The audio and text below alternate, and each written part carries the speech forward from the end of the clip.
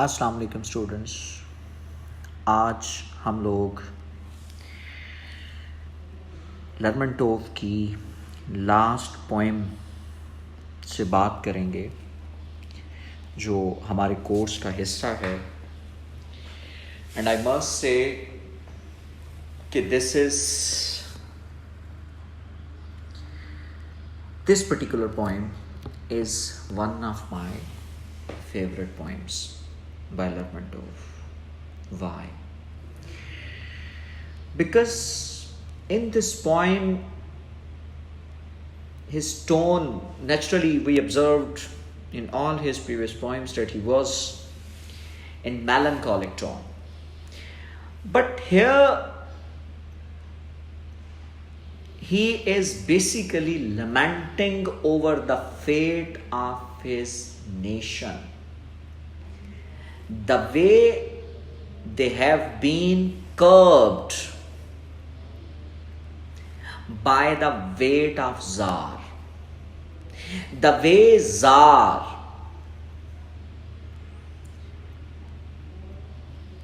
Tsar dealt them, the Tsar family, the way monarchy dealing with them. There was no happiness, there was no delight. People were suffering a lot. And they were, I must say you people, they were declining with every passing day. And he is lamenting over the fate of the people of his era. He is lamenting over the fate of the people of the youth of his era. क्यों? क्योंकि वो उनमें से कोई भी jar के जो जुल्म तशद्दुद था वो उसके खिलाफ आवाज नहीं उठा पा रहा था। जार का जो जुल्म तशद्दुद था वो इनके लिए एक बहुत बड़ी ट्रबल बन के सामने आया था। और ये पोएम जो meditation when you are in deep thinking, और इस पोएम के अंदर वो क्या कर रहा है कि he is meditating, he is seriously thinking about his nation, his generation. And what does he say? With sadness, I survey our present generation. ये जो लाइन आपको जो स्कीम नजर आ रही है ये आपको ए बी की शक्ल में नजर आएगी। मतलब जो स्टैंजा फॉर्म आपको नजर आ रहा है और ये चार लाइनों का एक स्टैंजा जो है वो आपको नजर आएगा। तो first part of the poem में विद सैडनेस आई सर्वे, कि मैं क्या करता हूं, आई सर्वे आवर प्रेजेंट जनरेशन, कि जो हमारी मौजूदा जनरेशन है मैं उसका सर्वे करता हूं। और सर्वे क्या होता है? When I have a bird's eye view on them, when I look about them, कि जब मैं उनके हवाले से, जब मैं उनके बिहेवियर को एग्जामिन करता हूं, तो विद सैडनेस, उसको किस चीज का सामना करना पड़ता है? सैडनेस का। उसको सामना करना पड़ता है, मतलब पेन का, उसको सामना करना पड़ता है सफरिंग्स का।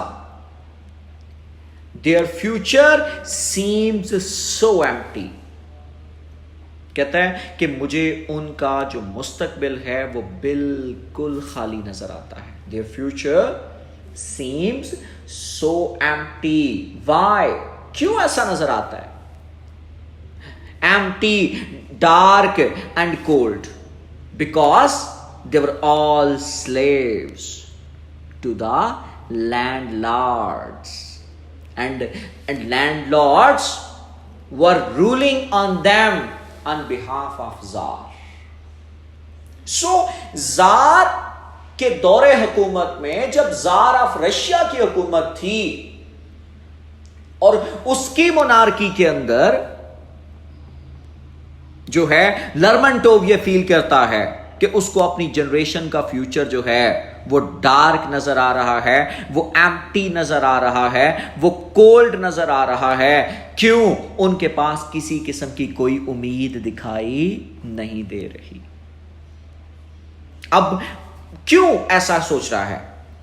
वेड डाउन, कि they are under the burden, weighed down, कि उनके ऊपर उनकी बसात से ज्यादा क्या डाल दिया गया है? वजन डाल दिया गया है। Weighed down, heaviness beneath a load of gnawing hesitation, beneath a load of gnawing, कि they are deliberately hesitating, they are not raising their voice, weighed down beneath a load of gnawing hesitation, कि they are hesitating। hesitate क्यों कर रहे हैं? वजह यह है चूंकि पावर है, ये जानते हैं कि इनके साथ जुल्म हो रहा है, लेकिन दे आर वेड डाउन, कि अगर हमने आवाज उठाई तो हमारे साथ पता नहीं क्या हो जाएगा। और जब they are weighed down beneath a load of gnawing hesitation, they are just wasting their time in what? In idleness, stagnating, growing old, कि they are just wasting their time in idleness, stagnating, कि वो stagnate क्या होता है? कि जब एक पानी जो है वो किसी जगह पे रुक जाए तो वो स्टैग्नेटिंग वाटर होता है, उसमें बदबू पैदा हो जाती है। तो यहां पर लर्मनटोव भी क्या कह रहा है कि उसकी जो यूथ है उसके अंदर वो क्या हो चुके हैं? दे हैव स्टैग्नेंट, वो मेंटली मैच्योर नहीं हो रहे, वो अपने आप को जो है वो अपने आप को अपलिफ्ट नहीं कर रहे, और वो अपने आप को बूस्ट नहीं कर रहे। सो यहां पर जो वो बात कर रहा है, जो वो समझाना चाह रहा है कि they are just growing old, they are just, you can say wasting time. मुझे किड्स की वो बात फिर यहां पर याद आ रही है। वो क्या कहता है कि ओ टू नाइटिंगेल, बड़ी शानदार लाइंस हैं। क्यों कि किड्स को भी उस दौर में, चूंकि रोमांटिक है तो उसको भी उस दौर में क्या नजर आ रही थी? The weariness, the fever and the freight. और यहां पर भी क्या बात हो रही है कि they are weighed down in idleness, stagnating, growing old. और किड्स आगे क्या बात करता है? Here the weariness, the fever and the fret, here where men sit and hear each other groan. यहां हर दूसरा बंदा जो है वो रो रहा है। Where palsy shakes a few sad last gray hairs, where youth grows pale and spectre thin and dies, where but to think is to be full of sorrow and laden-eyed despairs। तो ये यहां पर भी बिल्कुल kids की यही बात हमें नजर आ रही है जो ओड टू नाइटिंगेल के अंदर किड्स करता है। और एग्जैक्टली इसको पैरेलल हम लोग कंपेयर कर सकते हैं कि यहां पर जो जवान हैं, they are stagnating, they are becoming old, उनके बाल जो हैं वो दे आर टर्निंग ग्रे, यहां पर सूख के कांटा हो गए, लेकिन जो बादशाह है उसके कान पर जूं तक नहीं रेंग रही। वो फर्दर बात करता है, we have received when barely finished weaning the errors of our sires. कहता है वी हैव रिसीव्ड, ये हमें ये सब कुछ मिला है। और when barely finished weaning, कि जब हमने बड़ी मुश्किल से इस बात से जान छुड़ाई, वेन करना, when you leave something, when you can say when barely, hardly finished weaning, the errors of our sires, our elders, कि ये सब कुछ हमारे बड़ों का किया धरा है। क्यों किया धरा है हमारे बड़ों का? कि काश उन्होंने आवाज उठाई होती, काश वो बोले होते। The errors of our sires, काश उन्होंने इस बात के ऊपर एक दफा भी कहा होता। The errors of our sires we have received when barely finished weaning, the errors of our sires, their tardiness of mind। तो शायद आज हमारे ऊपर ये हालात ना होते। कि असल मसला ये है कि हमारे बड़ों ने अपने ऊपर इस ऑपरेशन को बर्दाश्त किया, तो आज हमारे ऊपर ये सारा कुछ आया। अगर हमारे ऊपर ये उन्होंने ये प्रेशर बर्दाश्त ना किया होता, तो शायद हमारे साथ आज बादशाह ये सलूक ना कर रहा होता। तो यहां सवाल ये है कि क्या हो रहा था?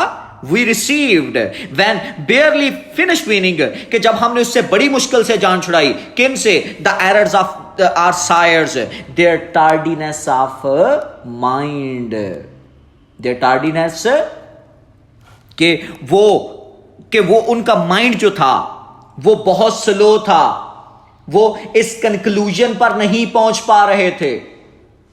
देर डिलेड, उनकी जो डिलेड मतलब जो माइंड था कि देखें जी कि हमारे साथ ये क्या, हमें अपने हकूक का मतलब जो है वो उनको अंदाजा नहीं था। कहता हमने इससे बड़ी मुश्किल से जान छुड़ाई है। लेकिन जब हमने चूंकि जब गुलामी में ये एक बात बड़ी वाजिया है कि जब आप गुलामी को अपने ऊपर तारी कर लो, तो फिर आप उस चीज से बाहर नहीं निकल सकते।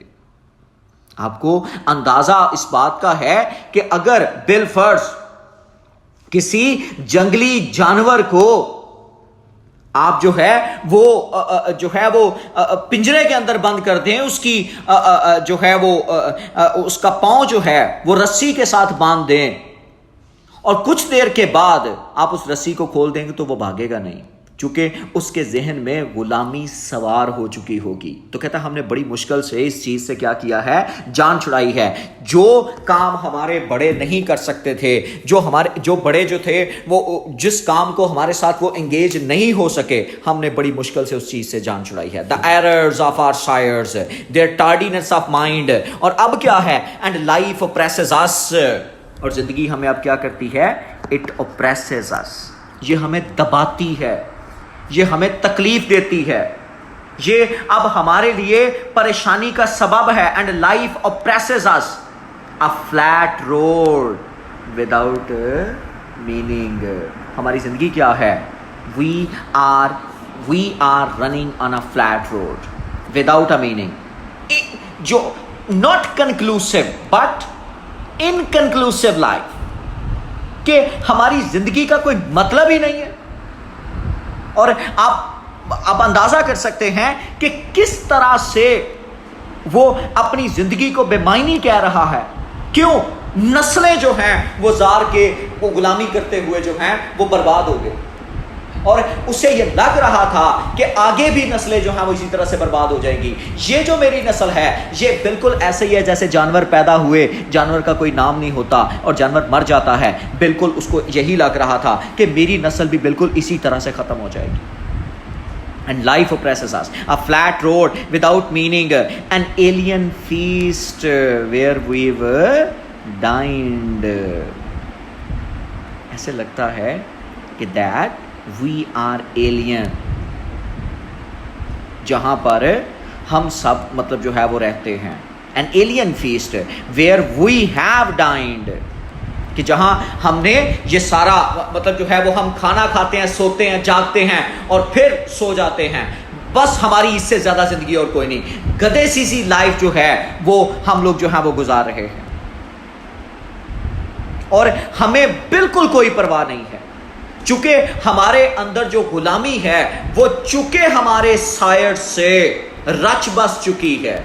तो जब ये गुलामी हमारे बड़ों से हमारे अंदर आ चुकी है, तो फिर किस तरह से हम लोग जो हैं वो अपने आप को जो हैं वो बचा सकते हैं।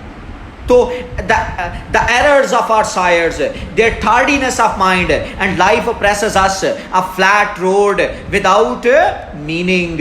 जिंदगी ऐसी है कि जिसका कोई मतलब नहीं, an alien feast where we have dined, toward good and evil, shamefully uncaring. Toward good and evil, shamefully uncaring. हमें अच्छाई और बुराई की कोई परवाह नहीं है, अनकेयरिंग। हमारे साथ किसी के साथ अच्छा हो, हमारे साथ किसी के साथ बुरा हो, बादशाह किसी को भी सूली पर लटका दे, हमें कोई परवाह नहीं है। हम उसके खिलाफ एक लफ्ज तक नहीं बोल सकते। Toward good and evil, good and evil, shamefully uncaring, we are careless. We wilt without a fight. We wilt without a fight. We become weak. हम जंग लड़े बगैर ही हार गए। ये कैसे सिपाही थे, ये कैसी यूथ थी? When starting on life's race, कि अभी जिंदगी की दौड़ शुरू हुई है, हाय, और हम वो दौड़ पहले से ही हार चुके हैं। We wilt without a fight when starting on life's race. और क्या होता है? When danger threatens us, कि जब जो खतरा है ये क्या करता है? When danger threatens, जब हमें डराता है। Ignoble want of daring. Ignoble, ये कौन लोग हैं? ये जो जालिम हैं, ये मतलब फिर ये हिम्मत करते हैं। When danger threatens us, जब कोई खतरा हमारे सामने आता है, तो जिसको वो शख्स, वो कमजोर सा, वो मखननी सा शख्स जो है, जिसका कोई जिस्म नहीं, वो लागर सा बंदा जो है, वो भी हमारे ऊपर जो है वो सर पे चढ़ के आके तंतना दिखा रहा होता है। क्यों? क्योंकि वो लैंडलॉर्ड है, और चूंकि लैंडलॉर्ड को हमारे ऊपर रूल करने की इजाजत किसने दी हुई है? ये सारा कसूर जो था वो जार की हुक्मरानी में था, और ये सारे के सारे सर्व्स थे। तो क्या कहता है? Ignoble want of daring before those set on high. कहता है इससे पहले कि वो और ऊंचा उड़े, इससे पहले वो जो इग्नोबल हैं, जो हमें डराते हैं, वो जो इग्नोबल हैं, जो हमारे साथ जुल्म तशद्दुद करते हैं, before those set on high, despicable and base, they are highly detestable and they are actually base, you can say the useless. They are actually, you can say, worthless, despicable and base. ये असल में मतलब जो है वो काबिल नफरत है। और फिर वो आगे क्या बात करता है? Before do set on high, despicable and base, a vision fruit, ground ripe before its hour, visioned fruit. Visioned ये कौन सा फल है? कि एक ऐसा फल जो बुनियादी तौर पर वक्त से पहले पक गया। ये बुनियादी तौर पर डिसम्बरस्ट रिवोल्ट की बात हो रही है। डिसम्बरस्ट रिवोल्ट क्यों? क्योंकि वो रिवोल्ट जो थी वो किंग जार के खिलाफ निकाम हुई थी। आपको याद होगा जब मैं इंट्रोडक्शन में पढ़ा भी रहा था तो उसका तस्करा जो है वो हमें नजर आता है, जो 1825 में जार के खिलाफ हुई। अ विजन फ्रूट, विजन बुनियादी तौर पर ड्राई स्किन फ्रूट, यानी कि ये एक grown ripe before its hour, कि अभी वक्त नहीं आया था, अभी हम लोग इतने मैच्योर नहीं हुए थे, अभी हमारी तैयारी इतनी नहीं हुई थी, अभी हम लोग जार का तख्ता उल्टने के काबिल नहीं हुए थे, और हमने क्या किया? उसके खिलाफ बगावत कर दी। किसी भी बगावत की कामयाबी के लिए सबसे अहम एलिमेंट कौन सा है कि when you are fully prepared. और वो क्या कह रहा है कि 1925 की जो दिसंबरस रिवोल्ट थी, that was a vision fruit grown ripe before its hour, no player to the eye and no delight to the taste. ऐसा फ्रूट जो कि विजन हो, जो कि वक्त से पहले सूख जाए, वो फ्रूट जो सूखा हुआ हो, वो फल, वो ना तो आंखों को तस्कीन देता है, वो कभी खुशी नहीं देता। ऐसे फल को देख के आप डिस्कार्ड कर देते हो।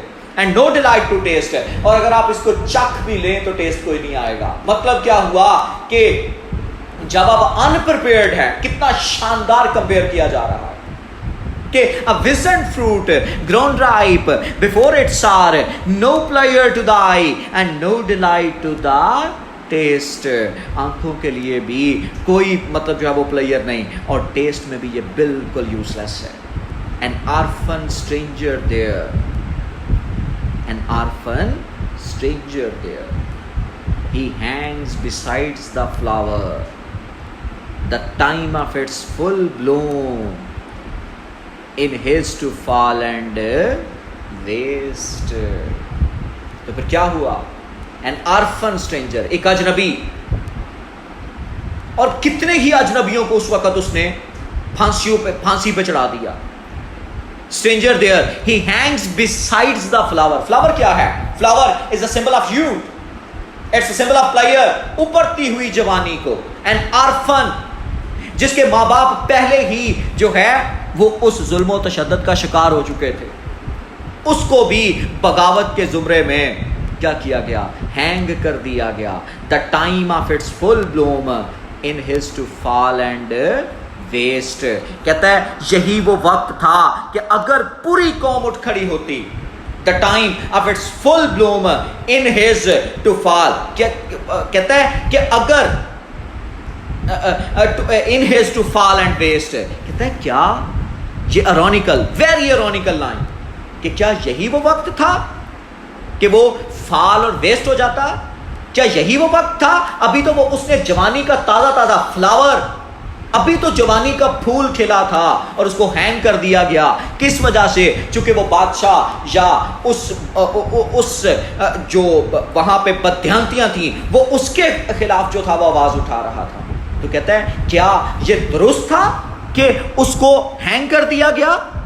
The time of its full bloom in his to fall and waste. Highly ironical line है। सेकेंड पार्ट की तरफ आप इशारा देखें, for we have dried our brains, ये हमारे दिमाग क्या हो चुके हैं? सूख चुके हैं। विद फ्रूटलेस स्पेकुलेशंस, हम सारा दिन बैठ के सोचते रहते हैं। फ्रूटलेस, स्पेकुलेट करना। स्पेकुलेशन क्या होती है कि जब आप अपने दिल ही दिल में खुद ही सवाल करते हो, खुद ही उसके जवाब देते हो, कि when you keep on thinking but doing nothing. और कहता है हमारे दिमाग क्या हो चुके हैं? ड्राइड। क्यों ड्राइड हो चुके हैं? For we have dried our brains with fruitless speculations, with holding enviously from friends and those about. With holding, कि हमारे दिमाग जो हैं वो क्या है? बिल्कुल स्टक हो चुके हैं। हमारे दिमाग जो है उसमें किसी किस्म की ऐसे लग रहा है कि वो अब कोई नई चीज नहीं मतलब जो है वो एंगेज कर रहा। तो आवर माइंड्स हैव स्टक। और क्यों स्टक हो चुका है? With holding enviously, because we refused enviously from friends and those about, कि हमें किसी भी किस्म की किसी भी साइड से कोई मदद नहीं मिल रही। With hold enviously from friends and those about the ringing voice of lofty aspirations, कि हमें विद होल्ड एनवियसली फ्रॉम, क्योंकि हमारे दोस्त जो हैं वो क्या कर चुके हैं? वो आवाज जो वो उठाया करते थे, वो जो ऊंचे ऊंचे दावे किया करते थे, वो जो ऊंची ऊंची मंजिलों की तरफ निशानदेही करते थे, कहता है वो आवाज जो है वो अब क्या हो चुकी है? The ringing voice of lofty aspirations, वो अब हमारी